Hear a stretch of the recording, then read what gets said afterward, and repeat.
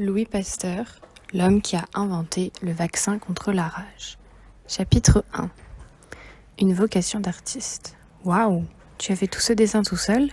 Fernand, un des meilleurs amis de Louis, est impressionné.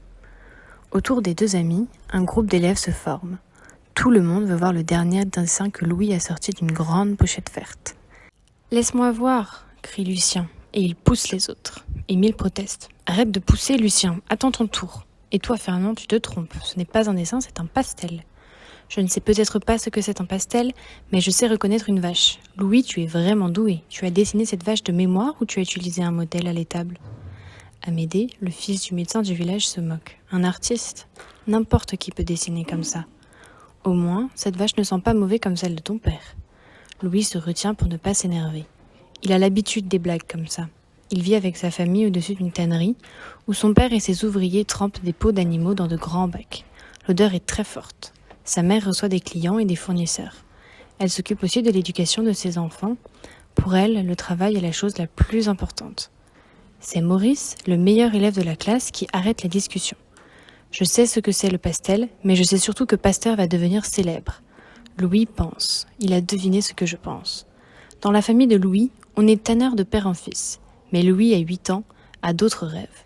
Il adore le dessin et la gravure. Ding, ding, ding. Une cloche sonne la fin de la récréation.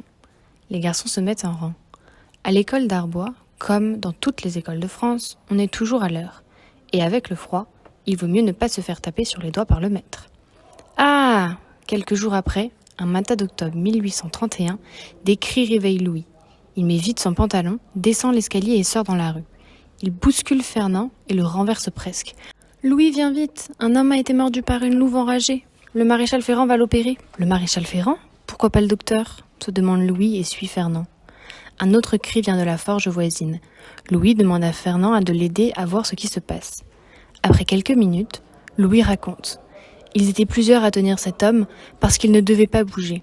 Le maréchal Ferrand a chauffé un morceau de métal et ils ont brûlé son avant-bras, juste sur la morsure. Fernand répond « Oui, on appelle ça cautériser. On le fait pour certaines blessures, pour éviter que les gens tombent malades. Mais des fois, ils meurent quand même, et ça doit faire très mal. » Dans la forge, les cris ont arrêté. L'opération est finie. « Je n'aimerais pas avoir la rage, moi, » dit Fernand tout bas. Louis a déjà entendu parler de la rage, une maladie que des animaux peuvent transmettre à l'homme par une morsure. Les personnes qui ont cette maladie deviennent agressives et se grattent beaucoup. La rage est souvent mortelle. Est-ce que cette scène d'enfance qui va déterminer la carrière de Louis Pasteur ? Personne ne le sait.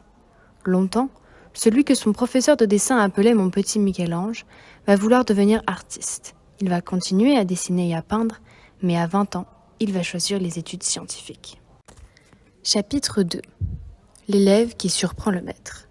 Paris, 1848. Dans un laboratoire de la prestigieuse École normale supérieure, Pasteur va conclure une enquête passionnante.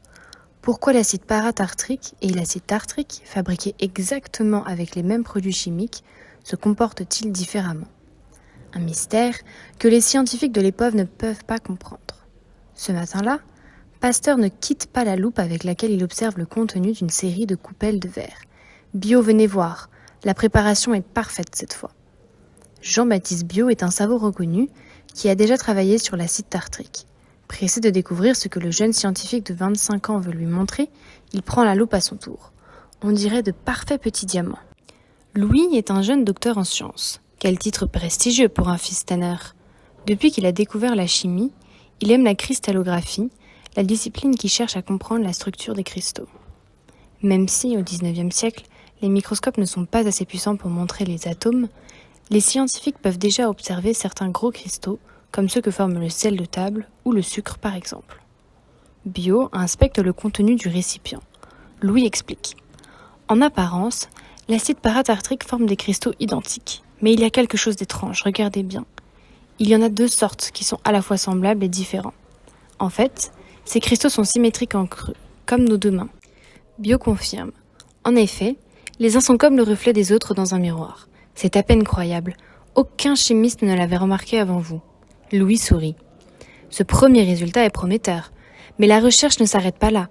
Je dois encore prouver que ces 2 types de cristaux ont des propriétés distinctes. Jean-Baptiste Biot, qui a passé sa matinée à observer Louis, propose d'attendre l'après-midi pour continuer. Il a mal au dos et surtout il commence à avoir très faim. Mais le jeune chimiste est pressé de continuer sa démonstration. J'ai quelques provisions dans mon sac, servez-vous. Moi, je vais commencer à trier mes cristaux. Pouvez-vous me faire passer les pinces ? Plein d'enthousiasme, Pasteur oublie que Biot n'est pas son assistant mais son maître. Des pinces ? Dites Louis. Ce travail de fourmi va vous prendre tout l'après-midi. Je vous laisse à votre travail, mais je vais au bistrot manger quelque chose. Quelques heures plus tard, 2 récipients sont sur la paillasse. Dans chacun, il y a l'une des 2 formes de cristaux. Biot observe son apprenti avec admiration. Très concentré, Louis s'approche du polarimètre, tout neuf que son maître lui a offert la semaine passée. Cet appareil, équipé de filtres, permet de tester les réactions de la lumière quand elle traverse une substance. Louis y place avec attention les cristaux du premier récipient, puis ceux du second. Et maintenant, c'est l'heure de la vérité. Que se passe-t-il quand on éclaire ces différents cristaux ? Le visage du jeune docteur s'illumine. Voilà, c'est exactement ce que je pensais. Plein de curiosité, Biot se penche sur l'instrument. Incroyable ! Les rayons lumineux tournent vers la gauche quand ils traversent les premiers cristaux et vers la droite lorsqu'ils traversent les autres. Louis, vous venez de faire une grande découverte. Le vieux savant est si bouleversé qu'il a les larmes aux yeux. Louis est très ému lui aussi. Et dire que les plus grands scientifiques cherchent à résoudre ce mystère depuis quelques années, ce que Pasteur vient de prouver, c'est que l'acide paratartrique comporte 2 sortes de cristaux, alors que l'acide tartrique n'en comporte qu'une seule sorte. C'est la raison pour laquelle ces 2 substances ont des propriétés différentes alors qu'elles ont exactement la même composition chimique. Bravo mon cher Louis, quelle intuition! Mon petit doigt me dit que vous êtes promis à une brillante carrière scientifique. Avec cette découverte, Pasteur ouvre une nouvelle voie pour les chimistes, la stéréochimie, l'étude de l'organisation des atomes qui forment les molécules. Elle est indispensable aujourd'hui dans de nombreux domaines, comme par exemple dans la fabrication des médicaments. Chapitre 3 sur la piste des microbes. Jean-Joseph Pasteur, le père de Louis, lit une lettre avec attention. « Virginie, tu m'entends ? Tu es à la cuisine ?» Virginie est la grande sœur de Louis. En 1854, ils sont les 2 seuls enfants de la famille qui sont encore en vie. Un frère et 2 sœurs sont morts jeunes. La mère est morte en 1848. Le père vit toujours à Arbois, un village du Jura. Louis va y retourner souvent toute sa vie. Il va même installer un laboratoire dans la maison de sa famille. Jean-Joseph continue à lire. Marie, la femme de Louis, m'écrit depuis Lille. Elle dit que Louis commence de nouvelles recherches. Il passe ses journées à travailler avec du jus de betterave. Il est tout le temps dedans, dit-elle. Marie est la femme de Louis. Il l'a rencontrée à Strasbourg en 1849 et est tout de suite tombé amoureux de cette femme très intelligente. Ils se sont mariés rapidement et ont eu des enfants. Quand Marie ne s'occupe pas de leurs enfants, elle aide Louis dans ses recherches. Près de Lille, M. Bigot-Thilloy, un industriel de Lille, est très en colère. Encore 2000 litres perdus. Si ça continue, je vais devoir fermer mon usine.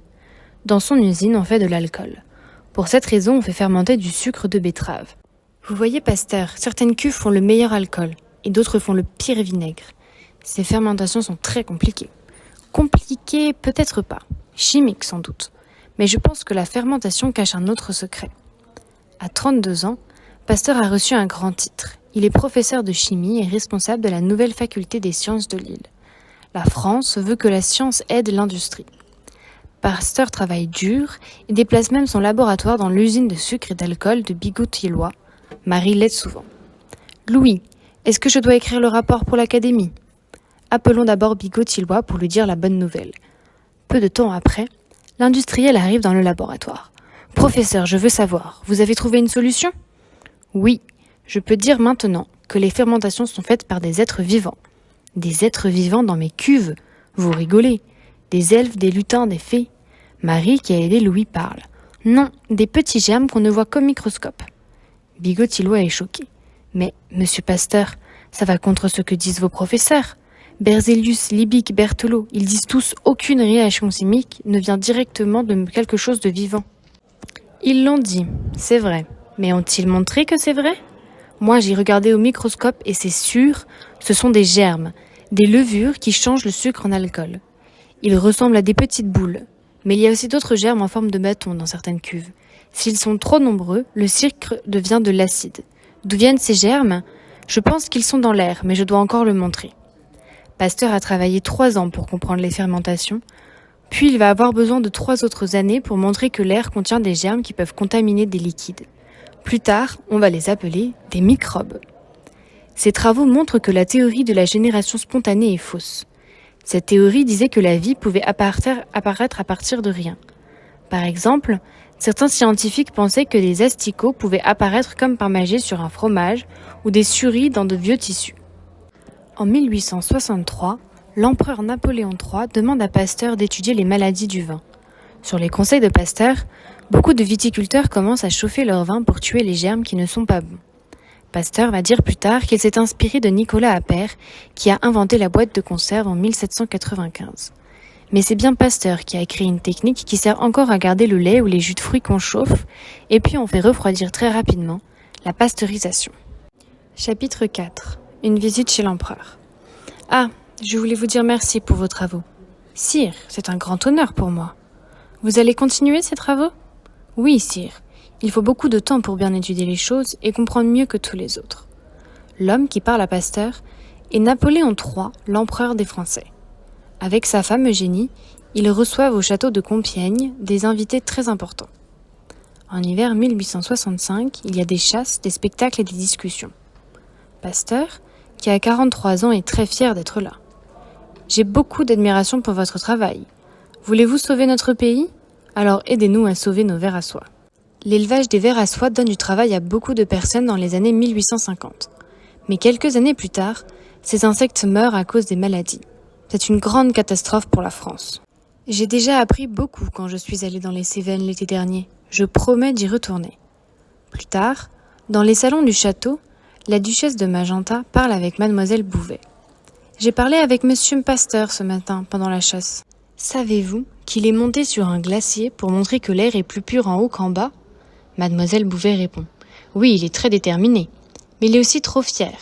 À l'école normale supérieure, des étudiants veulent qu'il quitte son poste d'administrateur.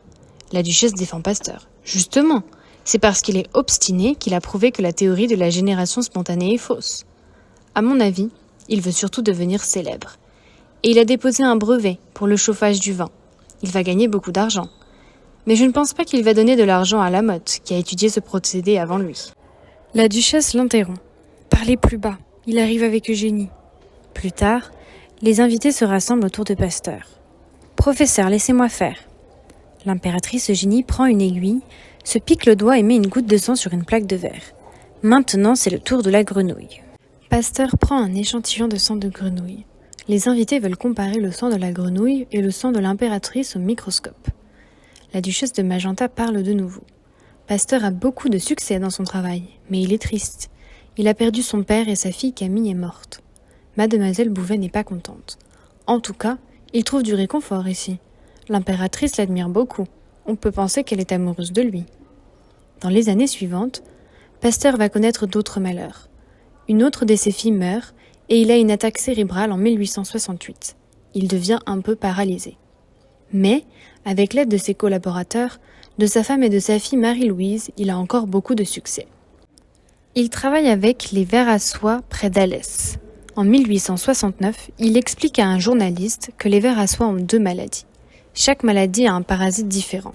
« Et que faut-il faire ?» demande le journaliste. « On ne peut pas guérir ces maladies. Mais on peut aussi éviter ces maladies, si on garde les élevages propres et si on choisit bien les œufs. Seuls les œufs des papillons sans parasites doivent être utilisés pour avoir des vers à soie en bonne santé. Le plus difficile va être de convaincre les éleveurs. Les éleveurs n'aiment pas beaucoup les savants de Paris, mais ils vont finalement accepter les idées de Pasteur. Pasteur devient un héros et il dédie son travail à l'impératrice Eugénie. Chapitre 5. La rage de guérir. En juillet 1870, la France déclare la guerre à la Prusse. En quelques semaines, l'armée française est vaincue et l'empereur Napoléon III est fait prisonnier à Sedan. Pasteur perd son plus grand supporter et Paris est assiégé. En avril 1871, le savant et sa femme partent à Clermont-Ferrand où Émile Duclos, un ancien étudiant qui a travaillé avec Pasteur sur les vers à soie, les accueille. « Marie, faites comme chez vous ici. En fait, je le fais déjà. Vous ne savez peut-être pas que je suis née à Clermont, mais je m'inquiète pour Louis. Il est très triste à cause de la défaite de l'armée française et ne quitte pas sa chambre. Il ne parle que de revanche. » Duclos comprend. À 49 ans, il ne peut plus devenir un bon soldat. En plus, il boite et que son bras lui fait mal. Mais Louis se sent mieux petit à petit. Il en parle un jour à son fils unique, Jean-Baptiste, qui a participé à la guerre et qui est presque mort de typhoïde sur le champ de bataille. « Je retrouve enfin l'espoir. Nous allons être plus forts que les Allemands. » Mais père, nos armées ne sont pas aussi fortes que celles du chancelier Bismarck. Je pense à la science, pas à la guerre. Les ballons à colle de cygne et les microscopes. Voilà les nouvelles armes de la France. Pasteur reprend ses travaux pour aider les industriels. Grâce à ses études sur les ferments, les producteurs français de bière peuvent concurrencer les producteurs allemands. Pasteur prend un brevet et veut qu'on appelle sa boisson « bière de la revanche ». En 1873, Pasteur est élu à l'Académie de médecine avec une toute petite majorité. Certains médecins ne l'aiment pas et l'appellent le chimiste. Un jour, dans un hôpital, un médecin lui dit « Ce n'est pas un chimiste qui va m'apprendre mon métier. Je ne suis pas chirurgien, mais voici ce que j'ai compris quand j'ai observé des vers à soie malades et des raisins pourris. Des microbes peuvent attaquer des êtres plus grands, des humains par exemple. L'hôpital est un lieu plein de microbes. Souvent, un malade qui entre pour une opération meurt d'une autre maladie. Mais le chirurgien se moque encore. Haha, des petites bêtes qui tuent les grosses. Belle blague. Pasteur, vous êtes fou. Appelez-moi fou, mais lavez-vous les mains et changez de vêtements avant d'opérer. Vos vieux habits peuvent avoir des germes de maladies mortelles. Avec de la persévérance, Pasteur fait accepter sa théorie microbienne. Depuis, on utilise des pansements, on désinfecte les instruments médicaux et on se lame les mains avant d'opérer. Ce sont des gestes d'hygiène qui n'étaient pas évidents à l'époque. Le 6 juillet 1885, une femme arrive dans le laboratoire de Pasteur à l'École normale supérieure. « Professeur, vous voilà. Je vous ai cherché dans tous les hôpitaux de Paris. Nous venons d'Alsace avec mon fils Joseph. Il a été mordu par un chien enragé. Le vétérinaire nous a parlé de vos travaux sur les vaccins, alors... Madame, notre vaccin contre la rage n'est pas prêt. J'ai peur qu'au lieu de guérir votre fils, je cause sa mort. Je dois vous renvoyer, je suis désolée. Je vous en prie. Mon petit Joseph est déjà condamné. Même s'il a une chance sur 1000 de guérir, vaccinez-le. Il vous attend dehors. » Pasteur est ému. Il craint d'être accusé de la mort d'un enfant de 9 ans. Mais c'est une occasion de prouver que sa méthode fonctionne. « J'accepte. Mais promettez-moi de ne parler à personne de ce que vous allez voir. » Le docteur Granchet vaccine Joseph sous les yeux de Pasteur. Pendant les 10 jours de traitement, Pasteur est très inquiet. Mais après la 13e et dernière injection, Joseph va bien. Pasteur attend quelques mois avant d'annoncer la nouvelle à l'Académie des sciences. Le 27 octobre 1885, les vendeurs de journaux crient « Le Figaro, Monsieur Pasteur a découvert un vaccin contre la rage humaine !» D'autres journaux critiquent le risque pris par Pasteur. Mais bientôt, beaucoup de gens veulent se faire vacciner. On vient même de Russie et d'Amérique. On se fait vacciner en public. En 1888, l'Institut Pasteur est inauguré. Son but, c'est de traiter la rage. Pasteur est appelé bienfaiteur de l'humanité et devient très célèbre. Quand Pasteur meurt le 28 septembre 1895 à l'âge de 72 ans, il est un héros. Sa crypte peut toujours être visitée à Paris, au cœur de l'institut qui porte son nom.